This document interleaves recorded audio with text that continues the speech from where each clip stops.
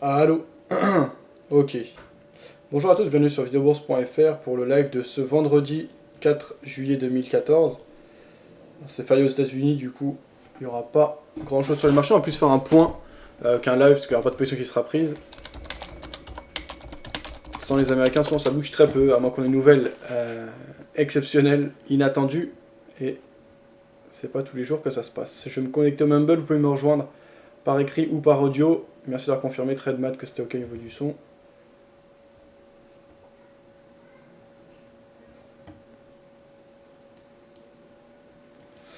Qu'est-ce que je voulais dire Ah ouais, faut que je regarde ça. Il y a un gars, Clem, là, qui me demandait si je pouvais regarder par rapport à son compte. Apparemment, il avait été banni du chat.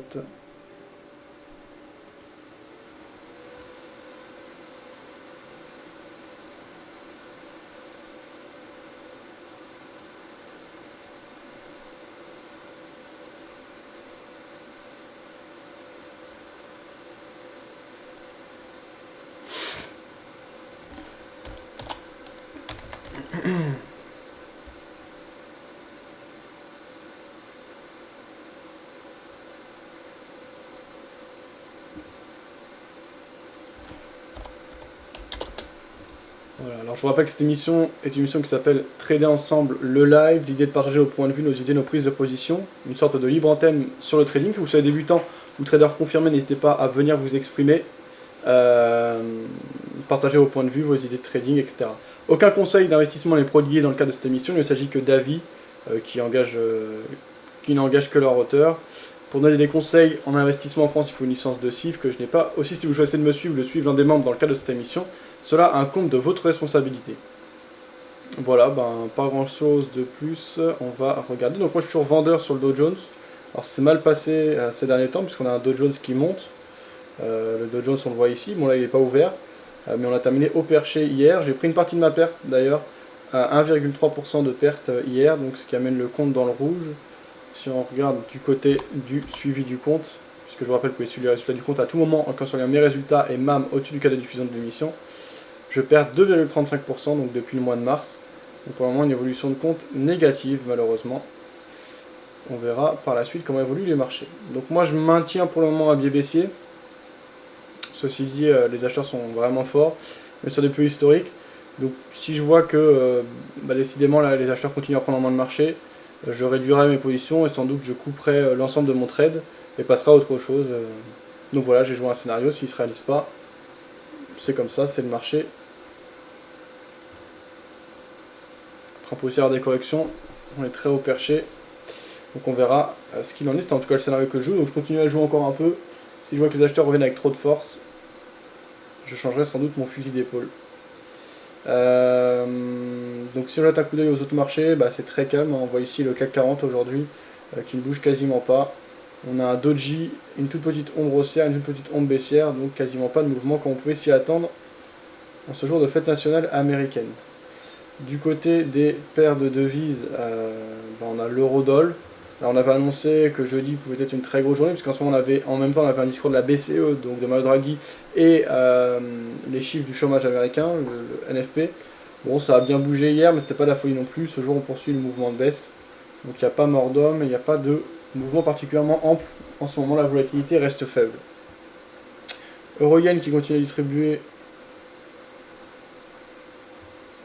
à l'intérieur d'une zone assez faible, donc pareil, peu de volatilité, faible amplitude, voilà. Dynamique de fond baissière en M5 ici, et de l'hésitation sur une zone de consolidation actuellement.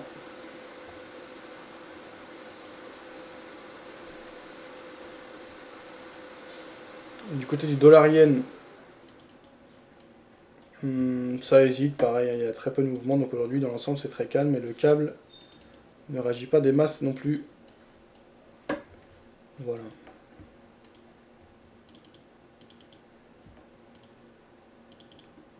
Du coup, on va prendre de l'info, voir ce qui s'est dit déjà hier. Hier, je n'ai pas fait de live. Donc, dans le cadre de ce discours de la BCE, comment sont interprétés ces chiffres du NFP, qu'est-ce qu'on peut attendre des prochaines semaines, est-ce que la semaine prochaine sera chargée, quelles nouvelles il faudra surveiller, etc. Mardi soir, je recevrai Julien Montero. Donc, vous avez vu, j'ai publié l'interview de 7 minutes que j'ai fait de lui au Friday Forex. Julien Montero, il a gagné les duels de trading au Friday Forex. C'est un scalper. Il travaille pour un fonds d'investissement, PE Capital Group. Voilà, donc vous pouvez le découvrir via l'interview qui se situe en haut de la page d'accueil sur videobourse.fr. Voilà, pas grand chose de plus à signaler au niveau des trucs urgents. On va dire au niveau des affaires courantes. On va pouvoir passer à de l'information. On ne sera pas ensemble très longtemps, hein. Il y a le match de l'équipe de France après à 18h, je pense terminer vers 17h30 tranquillement, 17h30, 17h40. Donc on va s'informer, voir ce qui se dit. Alors sur le chat écrit, qu'est-ce qu'il se disait? Ça on avait vu. Ça, ok. Trop tard, hein. Dans 10 minutes c'est chez Anthony Humanoid. Bah vas-y Humanoid, tu peux aller regarder et consulter d'autres médias. C'est pas un souci. Threadmode qui disait Fab fait son live, son abonnement. Mon crédit. Trademat, donc il laisse un lien, on va regarder ça. EcoForex, effectivement, si vous voulez regarder le live d'Anthony, il en fait régulièrement, il y en a à 17h notamment. Eh bien, vous pouvez vous rendre sur le site d'Anthony qu'on avait reçu ce mercredi. Anthony qui publie des analyses. On voit par exemple ici sur le dollar yen en graphique. En graphique quoi, 4 heures. Il a un biais haussier. Il suit l'impulsion en cours. Donc voilà, si vous voulez l'analyse complète, etc., vous pouvez vous rendre du côté de d'ecoforex.fr.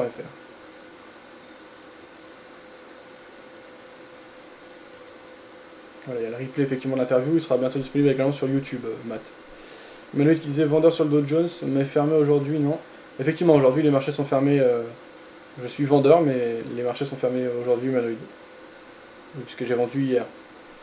Disait nombre de personnes employées à temps partiel pour des raisons économiques, parfois appelées aux travailleurs à temps partiel involontaire, comme a augmenté de 275 000 en juin à 7,5 millions. Disait Phil qui partageait un lien. Bureau of Labor Statistics. Voilà, donc un lien du gouvernement américain. Hein. C'est un site du gouvernement. Donc pour ceux que ça intéresse, effectivement, c'est intéressant. Merci Phil pour ce partage.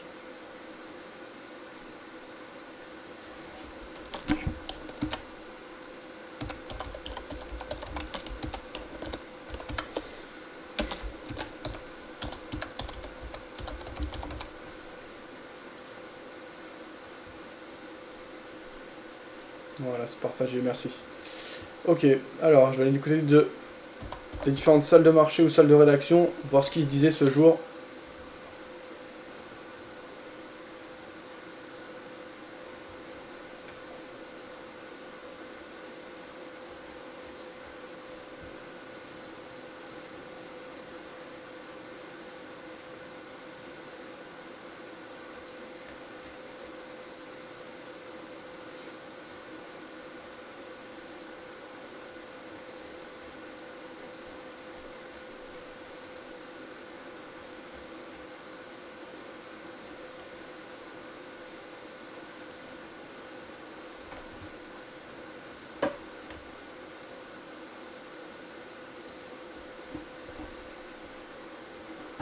Alors les marchés effectivement américains sont fermés, mais je vois que ça cote actuellement du côté des CFD. Donc là j'ai voilà, j'ai les cours qui bougent du côté du Dow Jones, donc 17 049 points. Très peu de mouvement. Je n'ai même pas un spread élevé, j'ai un spread classique, c'est étonnant. Alors que le marché officiel, donc centralisé, est fermé. Tant mieux. Alors, toujours à la recherche de contenu là.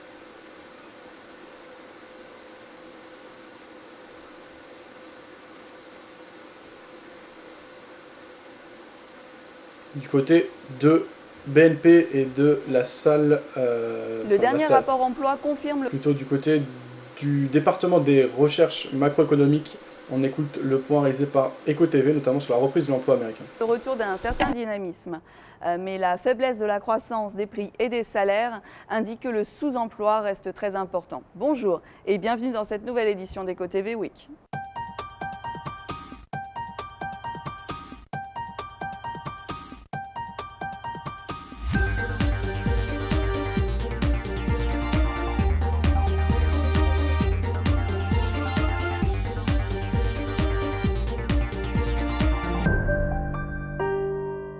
La reprise américaine manque de vigueur après que la crise financière ait causé la pire récession en 3 générations, conduisant à l'apparition de larges capacités de production excédentaires.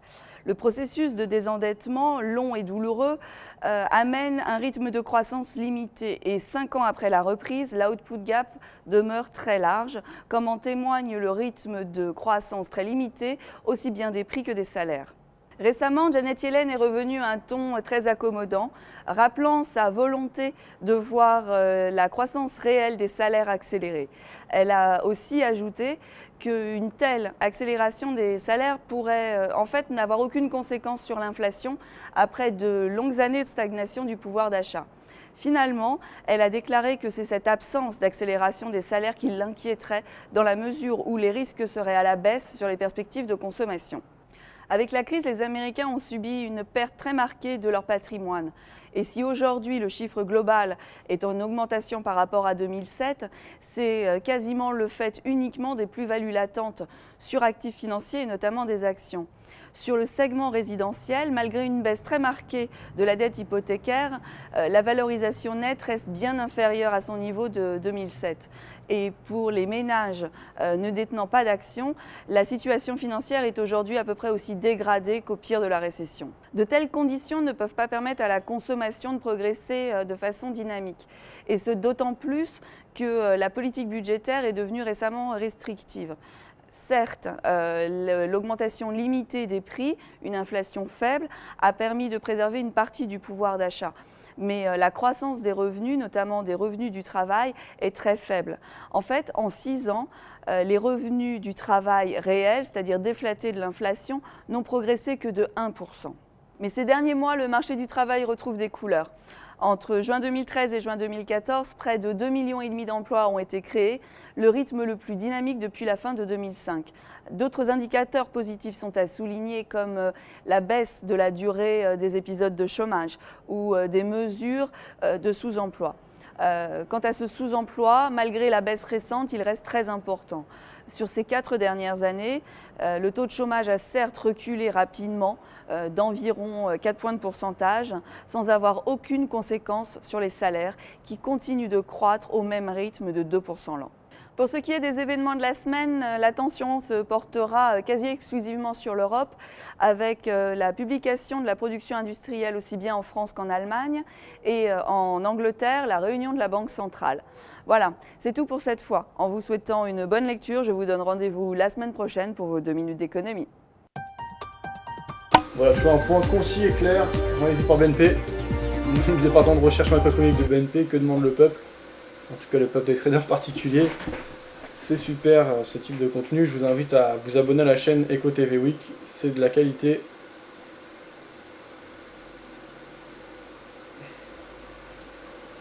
Voilà. Alors ça on avait vu. Qu'est-ce qu'il se disait? Qui disait ils embauchent plus que des mi-temps à cause de l'Obamacare. Décès du journaliste Benoît Duquesne, disait Trade, Matt. Le journaliste de France 2, Benoît Duquesne, retrouvé mort. Le journaliste de la télévision, Benoît Duquesne, est mort à l'âge de 56 ans. A annoncé vendredi l'AFP, la chaîne France 2. Il a été retrouvé sans vie par un collègue dans la péniche de l'île Saint-Martin, en banlieue parisienne, à 12h30. Une autopsie doit être pratiquée, a-t-on appris de sources policières. Ok. Car cette nouvelle sécu américaine ne favorise que les mi-temps.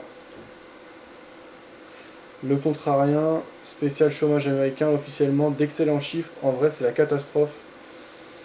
Wall Street, l'emploi américain porte Dow Jones au-delà des 17 000 points.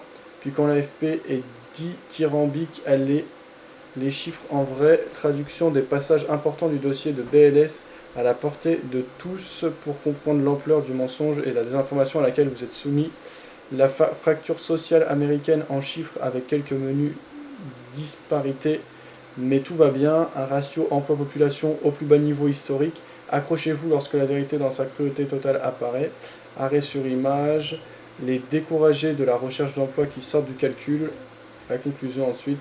À vouloir étouffer les révolutions pacifiques, on rend inévitables les révolutions violentes. C'était dans le cas ce que se pensait Charles Sana, auteur du Contrarien. Si vous voulez lire l'article au complet, vous avez le lien partagé par Phil sur le chat écrit. Merci à toi.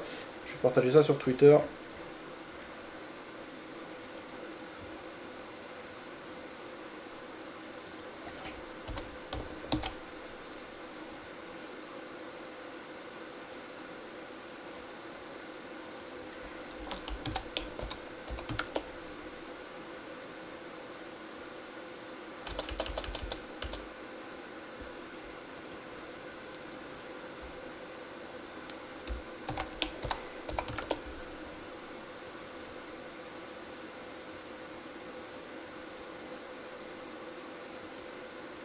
Ok, sur le chat écrit toujours. Ça on avait vu. Ils ne sont pas comptabilisés comme chômeurs parce qu'ils n'ont pas cherché de travail au cours des 4 semaines précédant l'enquête. Ces personnes sont 554 000, disait Phil. Ok. 17h02, on aura la cote de marché européen dans 30 minutes. On suivra ça. On va continuer à prendre de l'information et à voir ce qui se dit à droite à gauche.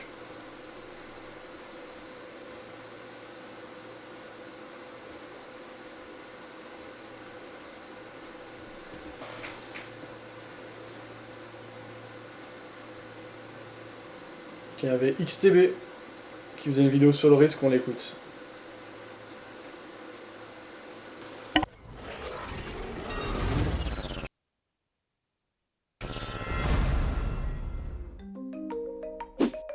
Qu'est-ce que le risque? Sur les marchés boursiers, les cours fluctuent à la hausse comme à la baisse. Investir en bourse, c'est anticiper l'évolution de ces cours.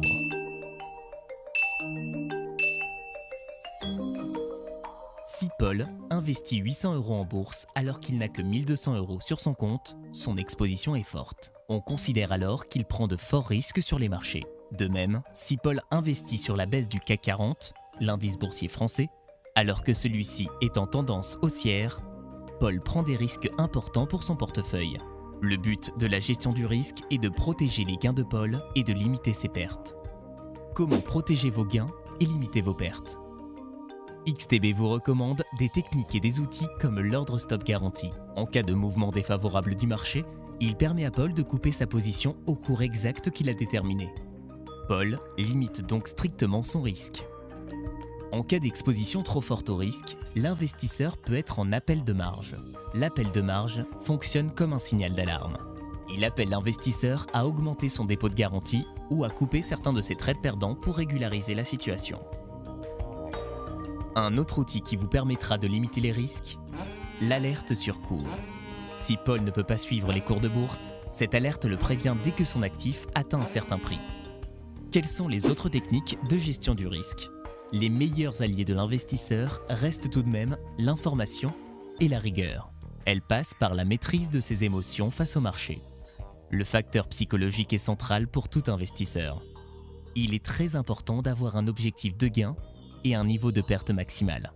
Il est souvent conseillé d'avoir un risque-rendement de 2 pour 1, c'est-à-dire que pour une estimation de gain de 20 €, il faut envisager une perte de 10 €. La rigueur passe aussi par le respect de la stratégie que l'on s'est fixée au départ. Laissez courir vos gains et coupez vos pertes. Définir un cadre fixe à toute opération boursière est central. D'autres éléments sont à définir comme son objectif de gain et sa stratégie de diversification, aussi appelée couverture de risque. Comment puis-je réduire le risque autrement? Grâce à XTB, il est possible de diversifier son portefeuille en investissant sur le Forex, les indices boursiers, les matières premières et les actions. Diversifier son portefeuille, c'est limiter la prise de risque. Prenons un exemple. Paul décide d'investir sur l'indice boursier français, le CAC 40. Une bonne gestion du risque consiste à investir en parallèle sur les matières premières, comme l'or, qui est une excellente valeur refuge.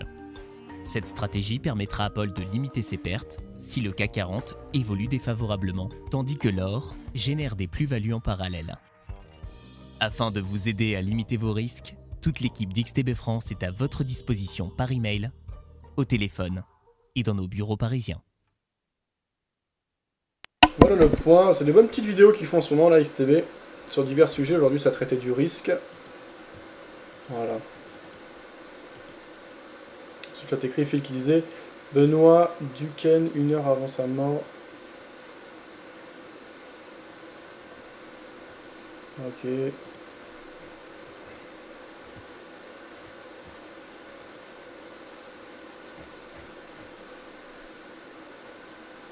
On a un petit peu de baisse du côté des marchés actions européens, mais pas grand chose du côté du CAC. Un CAC 40 qui actuellement perd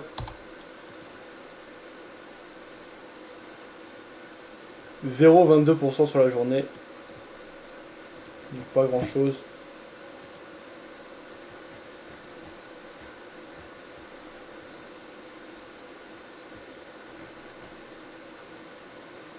Le CAC marque une pause forcément. On écoute le point réalisé par monfinancier.com en ce jour férié aux États-Unis.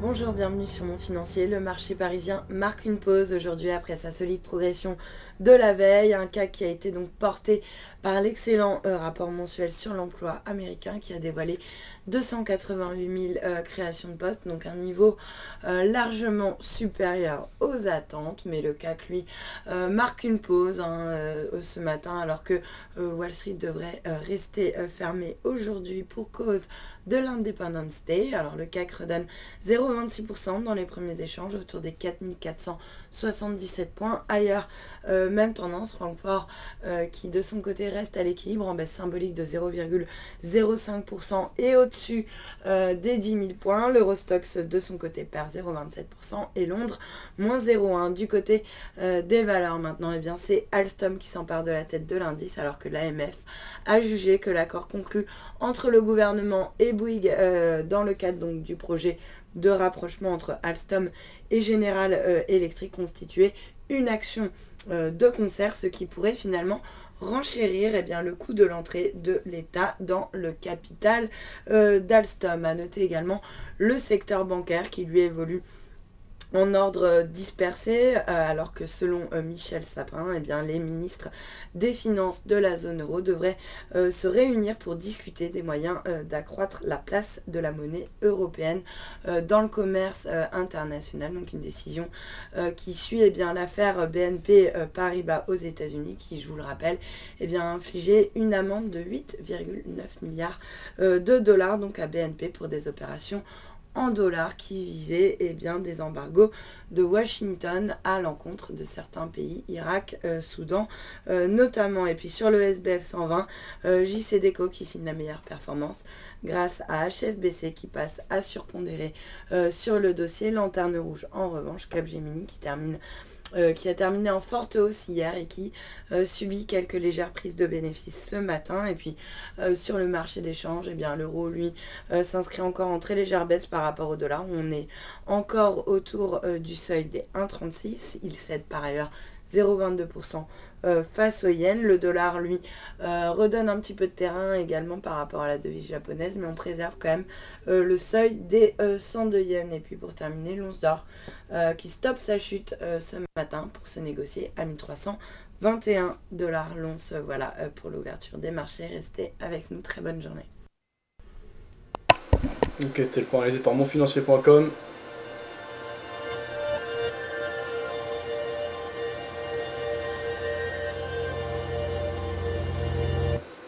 Ça on avait vu, on continue à prendre de l'info, à voir ce qui se dit à droite à gauche. Si vous avez des stratégies, des idées, n'hésitez pas à les partager sur le chat écrit ou le chat audio. Pour nous rejoindre sur le chat audio, Mumble, MUMBLE, en haut à droite, au-dessus du cas de diffusion de l'émission, tout est expliqué pour nous rejoindre.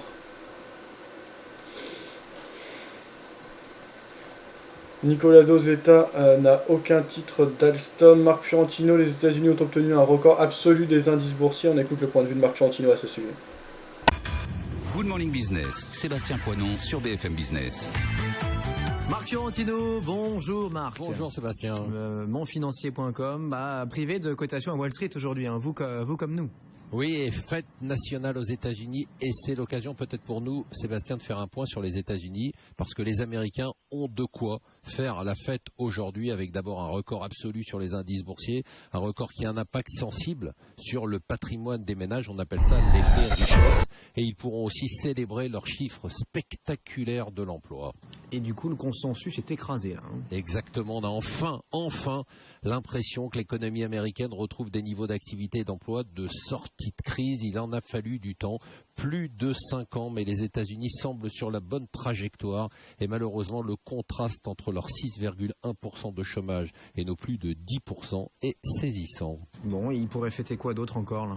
Vous savez que c'est l'Independence Day aujourd'hui. Eh bien, ils peuvent fêter aussi leur nouvelle indépendance énergétique. On le sait, les États-Unis sont devenus autonomes grâce au gaz et au pétrole de schiste et ils commencent même, on en a parlé la semaine dernière, à exporter de l'énergie. Alors cette fête nationale marque un tournant.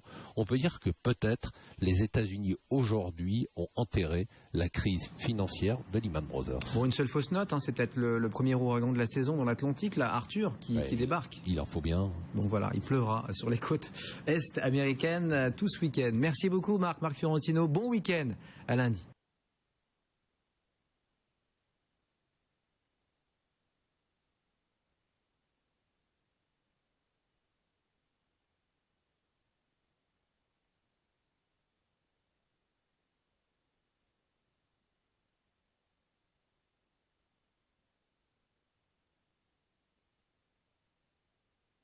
Ok, c'était le point réalisé par Marc Fiorentino au micro de BFM Business. On enchaîne 17h12.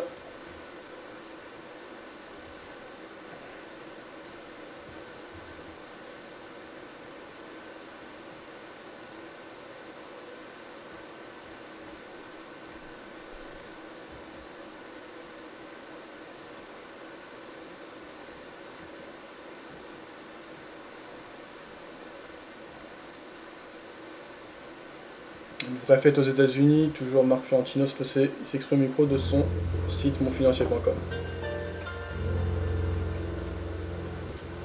Bonjour et bienvenue sur Mon Financier. Nous sommes le vendredi 4 juillet. 4 juillet, c'est la fête nationale aux États-Unis, Independence Day.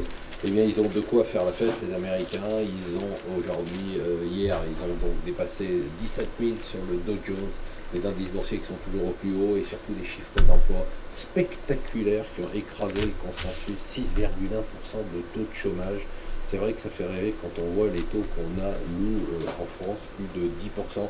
Du coup, Draghi a été obligé d'intervenir hier pour dire encore et toujours qu'il pourrait remettre de l'argent pour relancer l'économie européenne, mais pour l'instant, ça n'a pas d'impact. Est-ce qu'on va pouvoir enfin, une fois, se venger de l'Allemagne qui nous écrase dans tous les domaines économiques? Eh bien, ça sera ce soir. La France va retenir son souffle à 18h. C'est au tour d'Amazon maintenant de faire l'objet d'une enquête sur les impôts payés en Europe. Bon, bien évidemment, vous connaissez l'histoire, ils ne payent pas d'impôts avec des montages fiscaux rusés. Eh bien, c'est après Apple, Starbucks et Fiat, le groupe qui est maintenant scruté. Montebourg nous aura tout fait. Figurez-vous que l'accord entre l'État et Alstom, eh bien, d'un point de vue réglementaire, ne tient pas la route parce que c'est une action de concert et donc l'État ne pourra pas acheter de titres sur le marché. Il doit donc acheter les titres d'Alstom et comme il a un accord pour acheter les titres d'Alstom à des prix qui sont délirants, eh bien vous allez payer les actions Alstom largement au-dessus des cours du marché. Une histoire à la française, c'est la SNCM.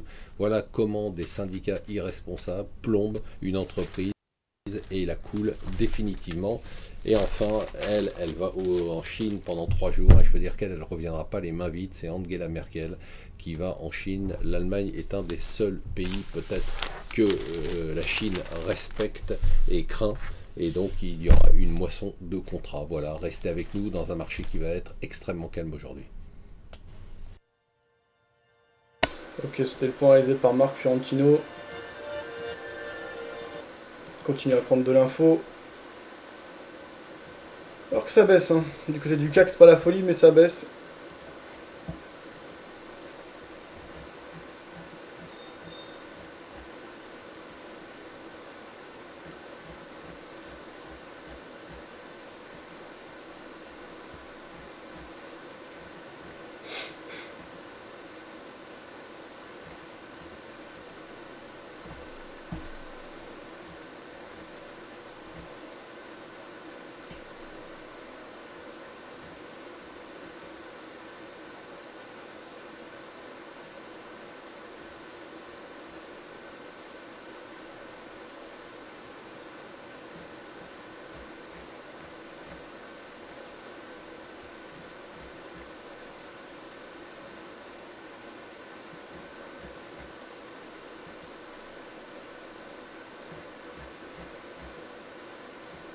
Il y avait Benoît Rousseau qui nous faisait un point sur session de scalping sur le DAX hier soir, on écoute ça.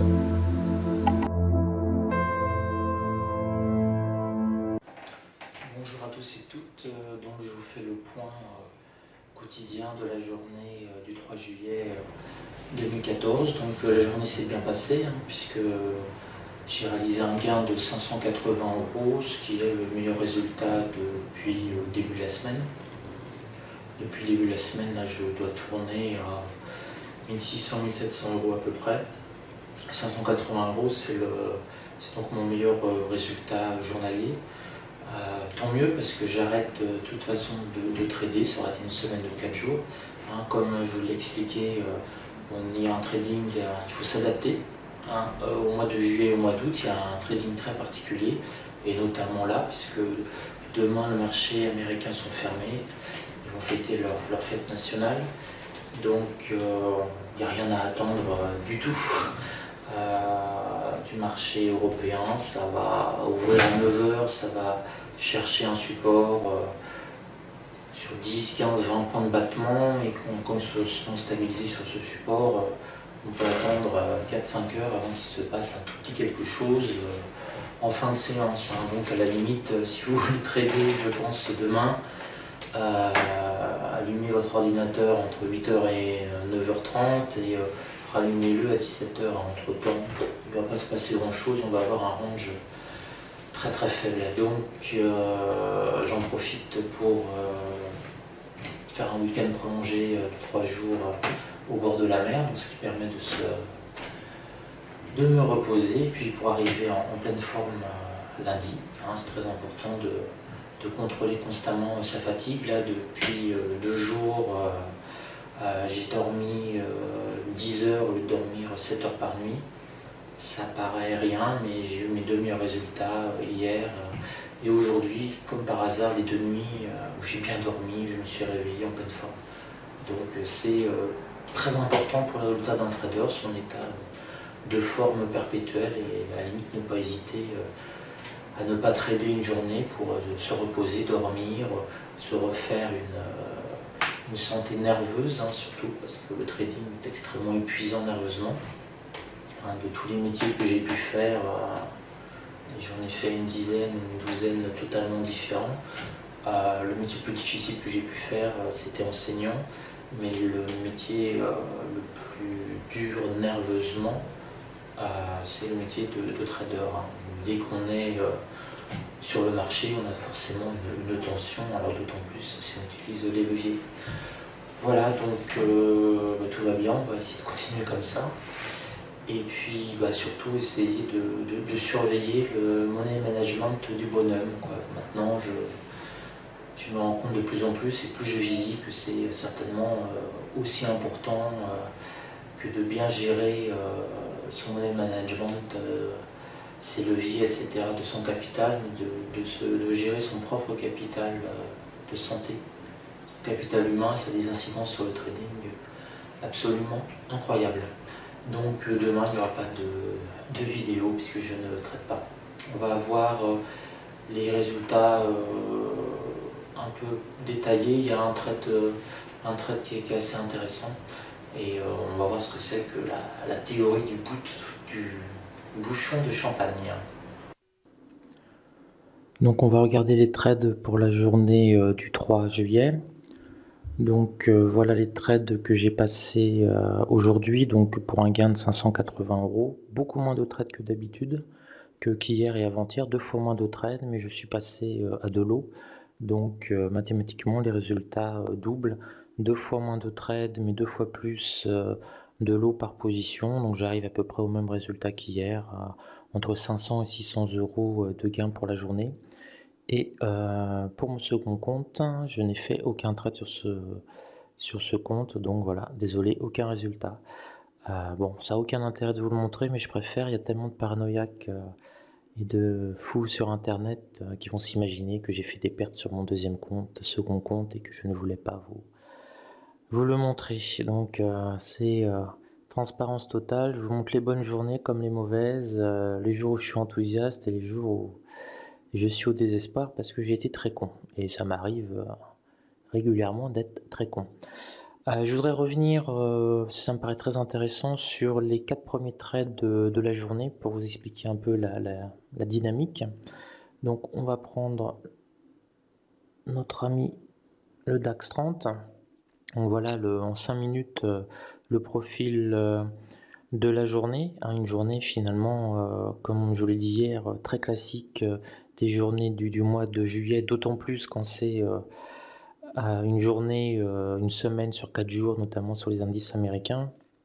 Je vous ai dit, ce qui se passe, c'est qu'on attend souvent, ça se met à stagner, comme ici par exemple, et on attend souvent une impulsion pour monter de manière extrêmement rapide. Vous voyez, on a encore là aussi stagnation, impulsion rapide, et on retrouve ça plusieurs fois dans la journée. On monte par palier, donc là vous avez ici sur 9940 on a 50 points en montée, et puis là on a carrément 100 points non-stop. Il se fait plaisir jusqu'au bout en accompagnant la hausse américaine jusqu'à 19h, puisque aujourd'hui la bourse américaine fermait à 19h, donc autant dire que l'ensemble des bourses mondiales fermaient à 19h, futurs compris. Donc on va passer en un graphique 1 minute pour bien comprendre ces 4 premiers trades du jour et voir comment on évolue en fonction de ces résultats, des résultats de ces premiers trades. Donc on va zoomer sur le début de la journée. Voilà, si je peux encore zoomer un petit coup. Oh non, là c'est plus lisible. Voilà, là c'est parfait. Donc début de la journée, 9000, j'ai pris un lot à 9913, donc ça je l'ai pris dès l'open. Pourquoi? Parce que on a ouvert, on était légèrement au-dessus du point pivot en pré-market. Alors j'adore trader en pré-market, puisque quand j'avais une activité salariée, que j'étais enseignant, je tradais de 8h à 8h30 les futurs avant d'aller chercher mes étudiants, avant de donner cours. Donc j'ai à peu près une demi-heure pour trader, donc je me suis spécialisé pendant 10 ans en pré-market. Donc 9 fois sur 10, quand on a un pré-market avec un écart aussi faible avec le point pivot, on vient retaper le point pivot quasiment tout de suite. Donc dès qu'on a ouvert à 9h, je me suis mis un peu T, 9913.3, et j'ai profité de la première petite baisse sous le point pivot. Donc j'ai eu 3 points, j'ai encaissé 75 €, rapide, facile. Ensuite, je me suis repositionné pour rejouer le retour sur le point pivot 2 minutes après, donc 9912.3. On se met à descendre un petit peu sur cette bougie-là, on hésite beaucoup, je préfère sortir flat. Donc là, c'est la sortie flat à 0 €, et finalement, on rejoint bien le point pivot. Ensuite, ça hésite, donc je surveille. Je m'étais mis à ce niveau-là.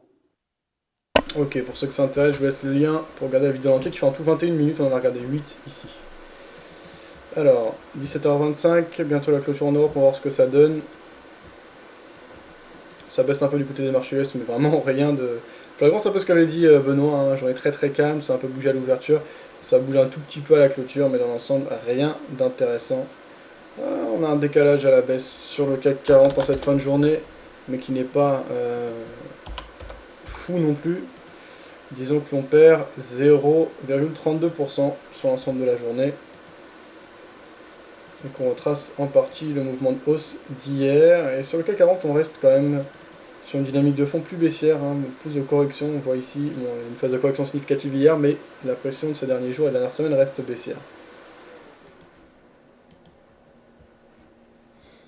Phil laissez un lien, on va regarder ça, businessbourse.com. Vous pensez que l'Allemagne, donneuse de leçons en Europe, ne connaît pas la crise? Détrompez-vous. Derrière les chiffres flamboyants et la gestion à la teutonne, il y a des millions d'emplois précaires et une situation pas très reluisante. C'est ce qu'on appelle les mini-jobs rémunérés à 450 € maximum par mois, quel que soit le nombre d'heures travaillées. Ils sont largement contribués à faire baisser le chômage, mais à quel prix? Une vidéo à ce sujet. Décidément infatigable, Françoise Weillamer s'est rendue en Allemagne en compagnie de la réalisatrice Florence Fernet. L'Allemagne qui doit élire un ou une nouvelle chancelière la semaine prochaine. et qui aime bien faire la leçon au reste de l'Europe. Eh bien, cette Allemagne que l'on croit si prospère, dont la discipline prussienne assurerait des comptes mirobolants, elle nous cache quelque chose. Derrière la richesse apparente, une arrière-cour de chômeurs, de miséreux et de travailleurs précaires. Simplement, les Allemands ont trouvé un truc qui embellit les statistiques et donne l'illusion que tout le monde a du travail. Ce truc, fruit d'une réforme lancée il y a 10 ans, c'est ce que les Allemands appellent les mini-jobs. Des emplois, certes, mais précaires, payés au lance-pierre, 450 € par mois au maximum, quel que soit le nombre d'heures travaillées. Résultat, des millions de working poor, corvéables à souhait, et qui n'arrivent pas à joindre les deux bouts. Regardez. 450 € par mois, c'est le salaire de Brigitte, 64 ans. C'est aussi le salaire de Jacob, 26 ans. Et celui d'Angelica.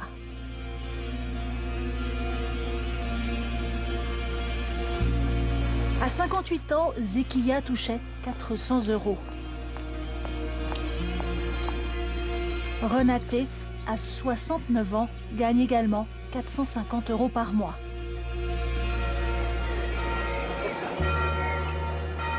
Ce qu'ils ont tous en commun, c'est leur mini-job, une invention du gouvernement allemand qui permet aux entreprises d'embaucher une main-d'œuvre bon marché.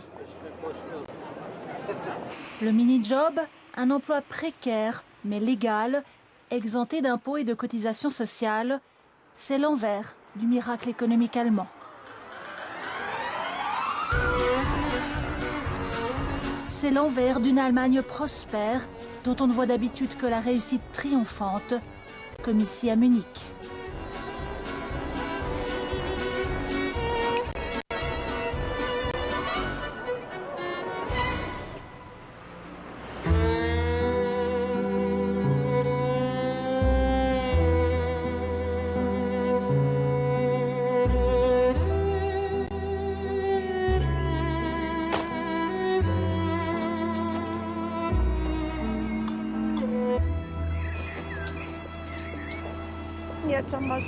C'est 6h15 du matin.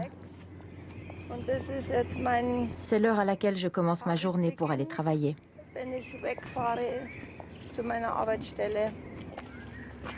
Cette femme de 56 ans est employée de l'État bavarois en tant que laborantine. C'est son travail principal. Chaque matin, depuis 12 ans, c'est la même routine pour cette mère qui élève seule. Pour ceux qui s'intéressent à ce sujet, vous avez le lien sur le chat écrit, partagé par fil. 17h29, on va voir la clôture en Europe. Beau décalage baissier sur le CAC 40, on verra ce qu'il en est. Bon, c'est pas non plus flagrant, mais c'est une baisse. Voilà, qu'on voit ici en 15 minutes par exemple. Donc on va voir ce qu'il en est par la suite, si c'est précurseur d'un mouvement plus ample. Bon, il n'y a pas de gros décalage du côté des autres marchés, si ce n'est l'euro qui se renforce un peu. Mais bon, on verra.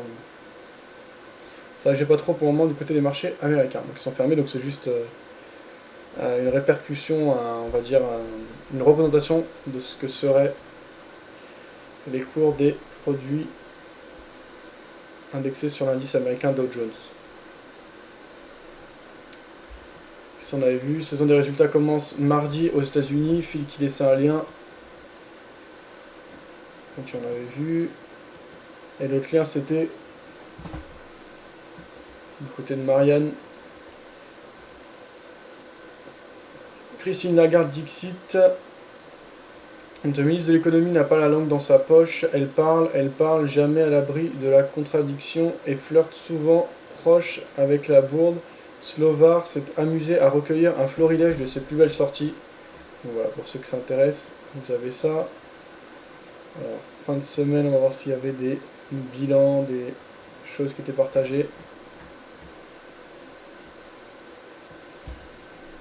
3 styles de gestion de portefeuille. On écoute un point réalisé par un gestionnaire de fonds, Fabien Major.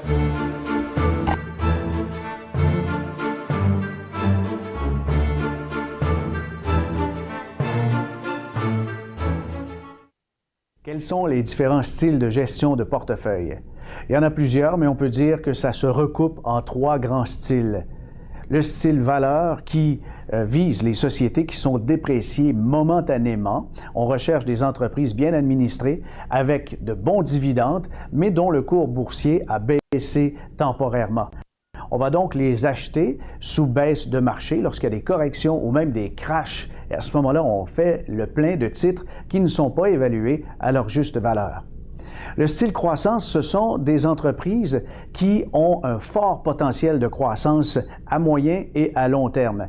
Ces sociétés, parfois, ont de l'innovation. Ce peut être des sociétés technologiques, de biotechnologie ou encore des sociétés de consommation, mais il y a un biais favorable à la croissance. La croissance des ventes, la croissance aussi du dividende de l'entreprise. Vous avez le troisième grand style de gestion, qui est un des plus utilisés par les investisseurs autonomes, d'après moi, c'est le style momentum. Le momentum, dans sa définition, c'est qu'on attend que tout le monde pense à peu près la même chose au sujet d'un titre ou au sujet d'un indice de marché. Si, par exemple, on vise le momentum du SP500, on va consulter une panoplie, un panel d'analystes, et si la majorité est d'un avis, on va suivre cet avis. Donc, on attend le momentum. Une majorité d'investisseurs considèrent que le SP500 va baisser, va corriger. Alors, évidemment, l'investisseur va être plus prudent en sachant que son indice préféré va se mettre à chuter. Mais si, au contraire, on cible un autre indice, l'indice européen, par exemple le FTSE 100 de la Bourse de Londres, qui suit à la trace les 100 plus grandes sociétés d'Europe, si on est favorable à une augmentation de cet indice, et une majorité d'investisseurs, d'analystes plutôt, sont de cet avis, eh bien à ce moment-là, on a un autre momentum.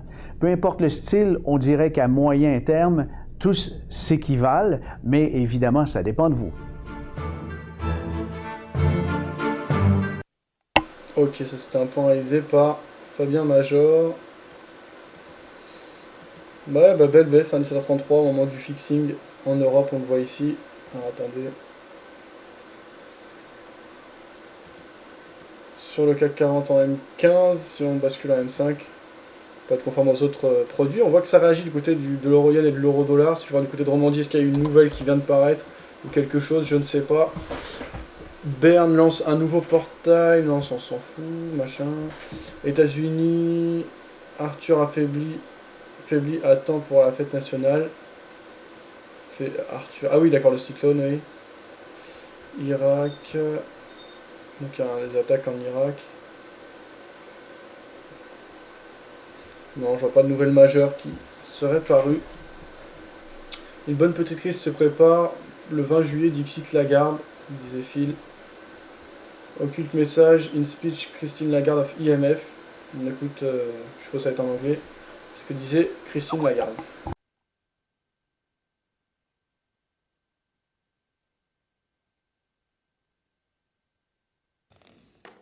Thank you so much. Merci beaucoup.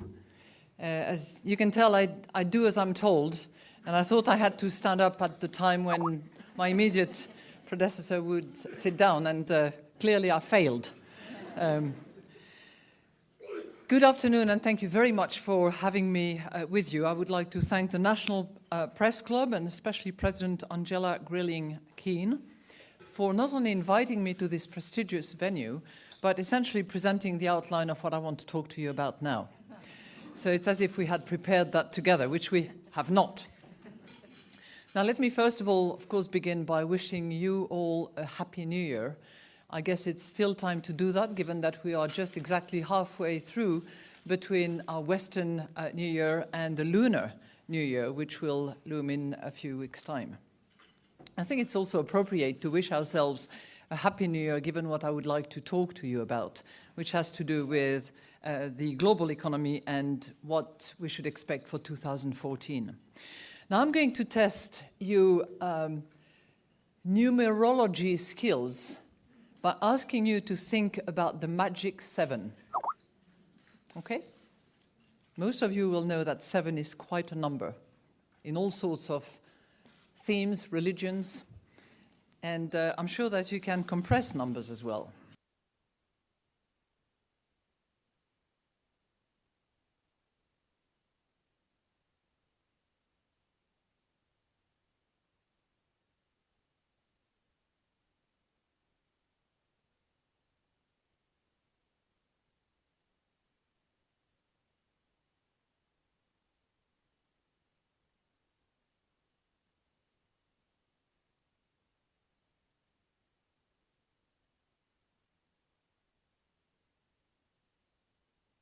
If we think about 2014, all right, I'm just giving you 2014, you drop the zero.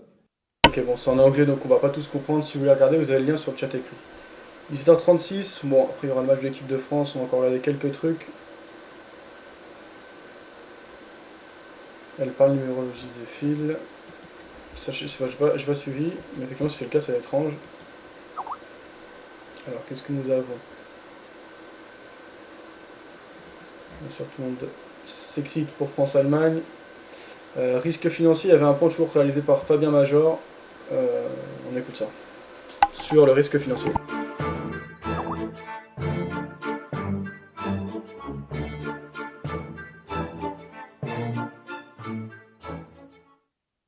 Quel est le plus important risque financier?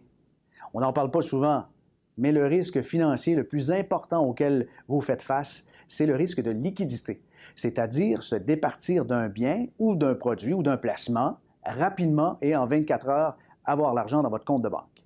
Évidemment, la liquidité, on ne l'a pas tellement avec l'immobilier. On ne l'a pas avec les métaux précieux ou encore avec des objets d'art. Si vous avez un beau tableau, même si c'est un tableau d'un grand maître, ça peut prendre plusieurs mois, des expertises contre expertises avant qu'on puisse toucher son argent. Lorsqu'on a un revers de fortune, on perd son emploi, on doit être en mesure d'avoir une partie de son argent, une partie de son patrimoine qui est disponible très rapidement. Les placements en bourse, les fonds de placement, fonds négociés en bourse, les certificats de dépôt lorsqu'ils sont rachetables conviennent à la définition de placement liquide, donc peu risqué. C'est très important de faire l'équilibre entre ces placements non rachetables et liquides afin de pouvoir prévenir les mauvais coups du sort.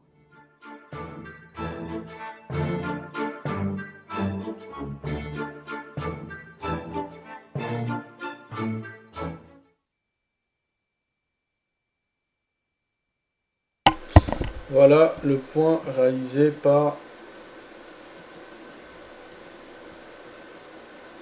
Fabien Major. Investir tôt. On continue à écouter ces points de vue alors qu'on clôture en Europe avec une belle petite baisse à la clôture. On va voir ça après.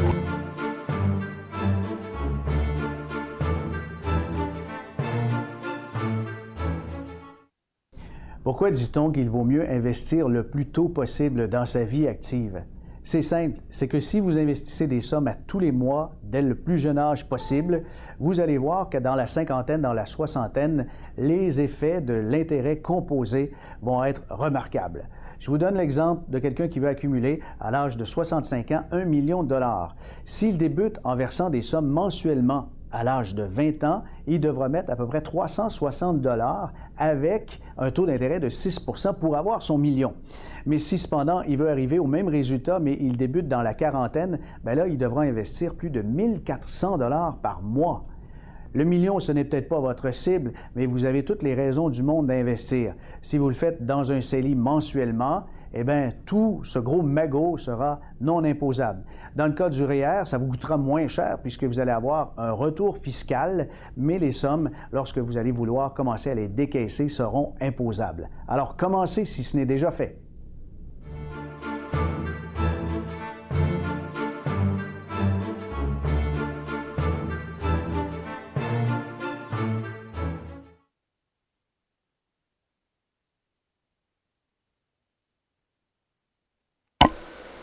Ok, donc ça c'était bon.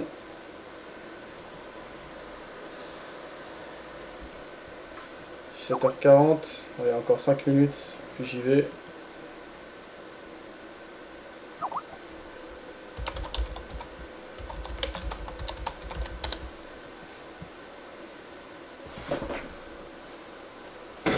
Très bien. Pardon, je partage une vidéo, la vidéo de l'interview de Julien là.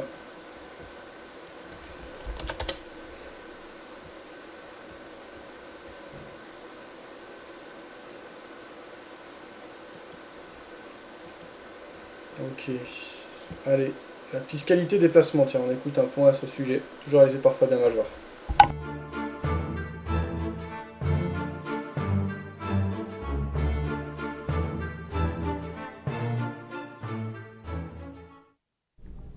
Si vous investissez en dehors de votre CELI, du régime épargne-études ou du REER, vous devez comprendre que les placements qu'on appelle ouverts vont engendrer de l'impôt. Cet impôt peut se traduire de 3 façons.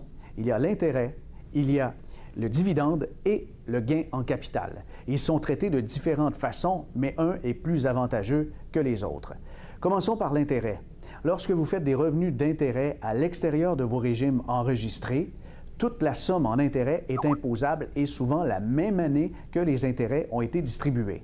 Par exemple, vous gagnez une somme annuelle, votre revenu d'emploi de 50 000 $ et vous avez 1 000 $ de revenus d'intérêt. Ça va s'ajouter finalement à vos revenus d'emploi et vous allez être considéré comme gagnant 51 000 $.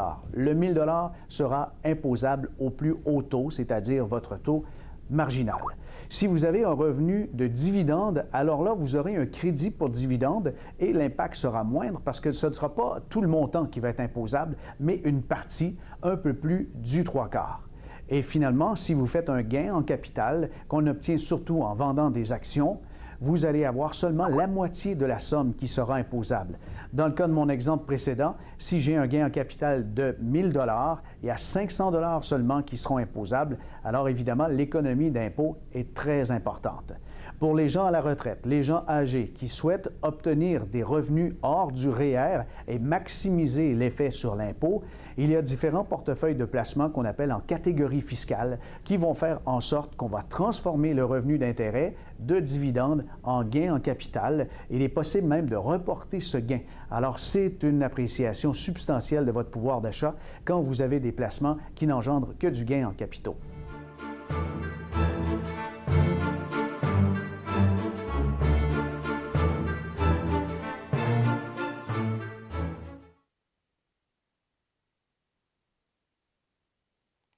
Ok, c'était le point réalisé par donc Fabien Major. Ok, bah ça va être tout pour moi pour cette courte session en direct. Pas grand chose à ajouter. Une perte toujours en cours sur le Dow Jones. Des marchés qui ont corrigé en cette fin de journée. Si je vais du côté de Bourseau, on a un CAC 40 qui a terminé au fixing à moins 0,47%. Putain, ça a bien décalé. Hein. Cette fin de journée, je sais pas ce qu'il y a, s'il y a un appel ou quoi. Je vois que sur l'euro-dollar, l'euro-yen, ça continue à monter. Je sais pas, j'ai pas d'infos. C'est pas non plus un mouvement de fou. Ça peut être simplement des prises de position avant un week-end, avant les vacances peut-être, je sais pas. Peut-être simplement, je sais pas s'il n'y a pas des options. Je vois pas de nouvelles majeures. Hein. Qui pourrait justifier un fort décalage. Pour le moment, le décalage reste contenu. Bon Fabien, le match va débuter. On s'en fout maintenant du live, disait Ludo. Effectivement, même moi je m'en fous. Et je m'en fous entre guillemets. Non, je respecte ton travail et je me donne du mal pour offrir au quotidien des infos et du contenu intéressant en rapport avec la finance, etc. Mais tu as raison, on va passer à autre chose, au football, comme tout français. Je crois qu'il n'y aura pas grand monde qui va bosser là. Je vais continuer les études. Phil qui disait bravo au bachelier direction Pôle emploi maintenant. Disait Phil qui était assez cynique. Ludo qui disait Fabien, j'ai eu mon bac sur le génie. Pas le numéro juste, on avait vu, ouais bien sûr. Ok, bonne soirée à tous, bon trade et je vous retrouve lundi pour une session de trading en direct. Ce week-end il y aura sans doute des vidéos qui seront publiées, enfin je sais jamais le week-end parce que des fois je reviens pas du tout au bureau, des fois j'y reviens, ça dépend. Bon, vous avez vu, je commence à publier les vidéos du Friday Forex mardi soir à 18h, bon, je créerai l'événement et je le relayerai. On recevra Julien Montero, donc qui est gagnant des duels de trading Forex au Friday Forex, qui a fait un très bon parcours, qui a une stratégie de scalping qui a bien fonctionné. Ce sera l'occasion d'en savoir plus. Il travaille pour PE Capital Group, je vous mets le lien. C'est du sérieux, hein. La société pour laquelle il dépend et pour laquelle il trade. Donc ce sera intéressant d'avoir un trader professionnel qui se présentera son parcours et nous parlera de son trading. Voilà, PE Capital Group, donc c'est la société de gestion pour laquelle il travaille. Il a un site personnel, c'est MJ Trading.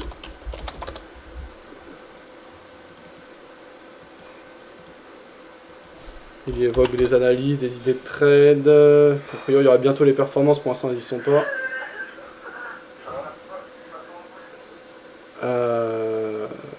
Voilà, pas grand chose d'autre. Lui aussi travaille avec JFD Brokers.